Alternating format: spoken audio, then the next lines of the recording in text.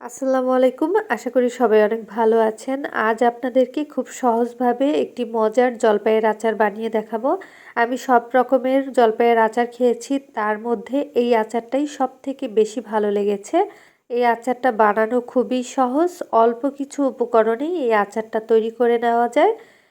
তো এই আচার বানানোর জন্য আমি এখানে 1 কেজি পরিমাণ জলপাই নিয়েছি, আর এই জলপাইগুলো একটু ছুরি দিয়ে কেটে নিয়েছি। আপনারা চাইলে কিন্তু বটি দিয়েও এই কাজটা করে নিতে পারবেন। তো আমি একটা জলপাই আপনাদেরকে কেটে দেখাচ্ছি, আর বাকিগুলো কিন্তু আমি আগে থেকেই কেটে নিয়েছিলাম। আপনারা যারা ছুরি দিয়ে করতে পারবেন না, তারা কিন্তু অবশ্যই চাইলে বটি দিয়ে সুন্দরভাবে এই কাজটা করে নিতে পারবেন, যাতে করে হাত না কেটে যায়। তো আমি ছুরি দিয়ে করে নিচ্ছি, কারণ ছুরি দিয়ে করতে আমার কাছে সহজ মনে হয়েছে। তবে আপনারা যারা ছুরি দিয়ে করতে পারবেন না, তারা কিন্তু বটি দিয়ে করে নেবেন। আটি পর্যন্ত কেটে নিতে হবে। ঠিক এভাবে করে আমি যেভাবে আপনাদেরকে দেখিয়ে দিচ্ছি, ঠিক এভাবে করেই কিন্তু কুচি করে নিতে হবে। তো সবগুলো কাটা হয়ে গেছে। এবার এর মধ্যে 1 কাপ পরিমাণ চিনি দিয়ে দিলাম।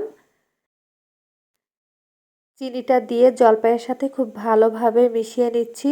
এতে করে কিন্তু জলপাইয়ের মধ্যে চিনির একটা পানি বের হবে।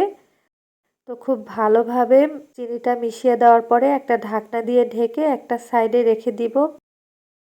আচারের জন্য আমি 2টা শুকনা মরিচ দিয়ে দিলাম, আর এই শুকনা মরিচ 2টা আগে ভেজে নিতে হবে। শুকনা মরিচটা হালকা করে একটু ভেজে নিলাম। এর মধ্যে আমি দিয়ে দিব 1 টেবিল চামচ পরিমাণ পাঁচফোড়ন। পাঁচফোড়নটাও শুকনা মরিচের সাথে ভালোভাবে ভেজে নিচ্ছি। ভেজে নেওয়া হয়ে গেছে। এবার এই পাঁচফোড়ন আর শুকনা মরিচটা হালকা ঠান্ডা হলে গুঁড়া করে নিব। আপনারা চাইলে শিলপাটাও বেটে নিতে পারেন।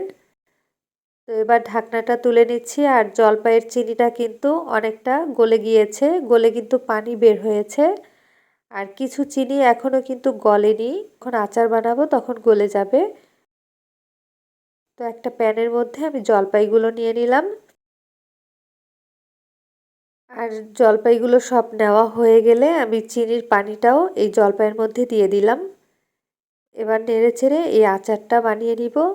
তবে চুলার আঁচটা কিন্তু মিডিয়াম থেকে একটু লোতে থাকবে।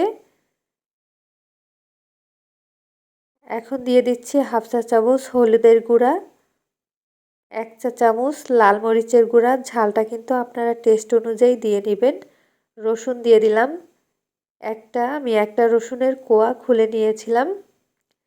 এবার নেড়েচেড়ে মিশিয়ে দিচ্ছি, আর লাল মরিচের গুঁড়াটা দিলে কিন্তু আচার থেকে খুব সুন্দর একটা কালার আসবে।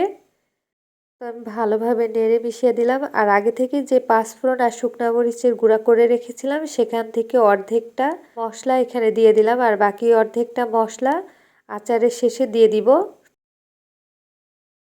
ঢাকনা দিয়ে ঢেকে দিলাম, যাতে জলপাইগুলো খুব দ্রুত সিদ্ধ হয়ে যায়। ঢাকনাটা তুলে নিচ্ছি, আর জলপাইগুলো কিন্তু এখন প্রায় সিদ্ধ হয়ে গেছে। যেহেতু এগুলো কুচি করে নিয়েছিলাম, তাই সিদ্ধ হতে কিন্তু বেশি সময় লাগবে না। চিনি থেকে যে পানিটা বের হয়েছে, এই পানিতেই কিন্তু খুব সুন্দরভাবে সিদ্ধ হয়ে যাবে। আলাদা করে কিন্তু কোনো পানি দেওয়া যাবে না, কারণ আচারে আলাদা করে কোনো পানি দিলে সেই আচারটা কিন্তু বেশি দিন সংরক্ষণ করতে পারবেন না। তো আমি 2 পাশেই খুব ভালোভাবে নেড়ে দিচ্ছি, আর একটু হালকা হাতে নেড়ে দিতে হবে, যাতে করে জলপাইগুলো ভেঙে না যায়। এখন এই জলপাইয়ের মধ্যে আমি দিয়ে দিব সামান্য পরিমাণ লবণ। এর সাথে দিয়ে দিচ্ছি 1/2 চা চামচ পরিমাণ বিট লবণ। বিট লবণটা দিলে কিন্তু আচারের টেস্টটা অনেক ভালো আসে। আর 1 টেবিল চামচ পরিমাণ দিয়ে দিলাম সিরকা। সিরকাটা দিলে এই আচারটা বছর জুড়ে সংরক্ষণ করে খেতে পারবেন। তো আমি জলপাইগুলো খুব ভালোভাবে নেড়ে দিচ্ছি, আর এখন কিন্তু আচারটা পুরোপুরি হয়ে গেছে। আমি এবার বাকি পাঁচফোড়ন গুঁড়াটা দিয়ে দিলাম। পরে আরও 2 থেকে 3 মিনিট ভালোভাবে জাল দিয়ে নিচ্ছি। আর জলপাইগুলো কিন্তু এরই মধ্যে খুব সুন্দরভাবে সিদ্ধ হয়ে গেছে। আমি হালকাভাবে নেড়ে দিলাম, যাতে করে ভেঙে না যায়। তো এখন চুলাটা বন্ধ করে দিব। এরপরে আপনাদেরকে দেখিয়ে দিব আচারটা কেমন হয়েছে। আচারটা একটা বাটির মধ্যে আমি নিয়ে নিলাম। আপনারা চাইলে এই আচারটা 1 বছর সংরক্ষণ করে খেতে পারবেন। আচারটা কিন্তু খেতে ভীষণ মজার হয়। আপনারা বাসায় ট্রাই করলেই বুঝতে পারবেন। আজ এখানেই বিদায় নিচ্ছি। সবাই ভালো থাকবেন। আল্লাহ হাফেজ।